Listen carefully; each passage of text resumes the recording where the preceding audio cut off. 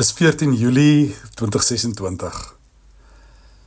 Deur al die jare was oujaarsdiens in die kerk hier op 31 Desember altyd een van die hoogtepunte van die jaar. Wat veral baie spesiaal was, en dit steeds is die geleentheid wat dit skep om so bietjie terug te blaai na die gebeurtenisse van die ou jaar. In baie dienste was dit die gebruik om die name te lees van die persone wat gedurende die ou jaar gesterf het. Maar dis ook die geleentheid om terug te dink oor die goeie tydens die geleenthede en hoogtepunte van die ou jaar. Veral ook hoe daar gedink kan word oor die ervaring van God se trou, van sy voorsiening. Hoe hy telkens opgedaag het vir my in die verskillende situasies gedurende die jaar. Dit is dan hierdie terugblaai na die hoofstukke van die ou jaar, wat jou dan bemoedig vir die jaar wat voorlê. Dis dit wat jou moed gee en hoop gee vir die onbekende jaar wat om 12 uur gewoonlik aanbreek. Ons kan miskien ook sê, my terugblaai in die verlede help my om met verwagting en geloof die nuwe bladsye van die toekoms om te blaai. So was dit ook vir Josua.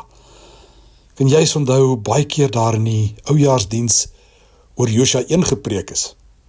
Josua, hierdie getroue vernoot van Moses, wat in die proses was om die stokkie by sy mentor en leier oor te neem, het ook by so 'n moment aangekom. Hy het in die vooraand van 'n baie onbekende, onseker toekoms aangekom met die hele volk wat opkyk na sy leierskap en hoe hy die beloofde land met hulle moes binnegaan. Sy grootste behoefte in hierdie krisismoment, net voor hy met die volk oor die Jordaan moes trek, was om te hoor en te weet dat God met hom is, naby hom. Dit sal sy versekering wees. Dit sal sy moed en krag bepaal. Daarom verseker God hom hiervan deur eers so 'n bietjie terug te blaai in die geskiedenis. Hoor hoe mooi lei God hierdie met Josua wees belofte en versekering in. Hy doen dit deur terug te blaai na sy met Moses wees. Hoe hy met Moses was in die verlede. Josua 1 vers 5 sê hy vir Josua, soos ek by Moses was, sal ek ook by jou wees. Ek sal jou nie in die steek laat nie, en jou nie verlaat nie. Hierdie belofte, waar ons tydens hierdie week by stil staan, dat God by ons is en naby ons is, word dan verder beklemtoon in Josua 1 vers 9. Wees dapper en wees sterk. Moenie paniek bevange wees nie, en moet jou nie laat afskrik nie, want die Here jou God is by jou, oral waar jy gaan. Die belofte van God aan Josua is steeds ook sy belofte aan ons, en spesifiek ook aan jou, wat nou hierdie dagstukkie hoor of lees.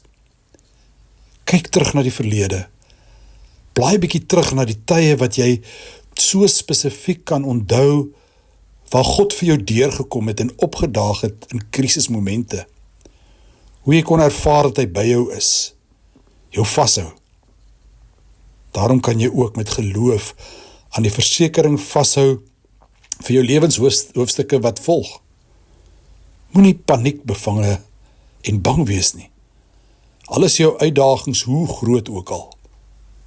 Hou vas aan die belofte. Die Here, jou God, is by jou, oral waar jy begaan. Here, ek wil naby u wees. Ek wil vandag opnuut aan u belofte vashou, dat u nader aan my is as my eie skaduwee. Wees met my, Here, my God, soos nog altyd in die verlede, ook nou, waar ek voor die res van my lewe staan. Amen.